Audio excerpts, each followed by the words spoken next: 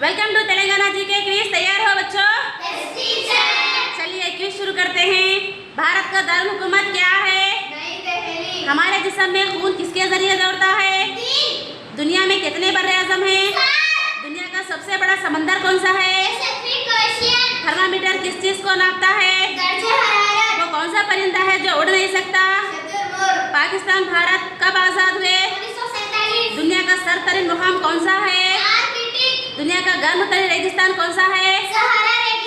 Petrol किस चीज से बनता है? दुनिया का सबसे बड़ा फल कौन सा है? दुनिया का सबसे बड़ा पहाड़ कौन सा है?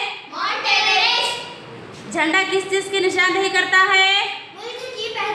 दुनिया का सबसे बड़ा जानवर कौन सा है? हाँ। पानी का केमिकल फार्मूला क्या है? दुनिया का सबसे छोटा महीना कौन सा है? कौन सा परिंदा रात में देख सकता है? पाकिस्तान भारत का कौमी खेल क्या है? दुनिया। अगर क्विज पसंद आए तो लाइक और सब्सक्राइब जरूर करें। मिलते हैं अगले वीडियो।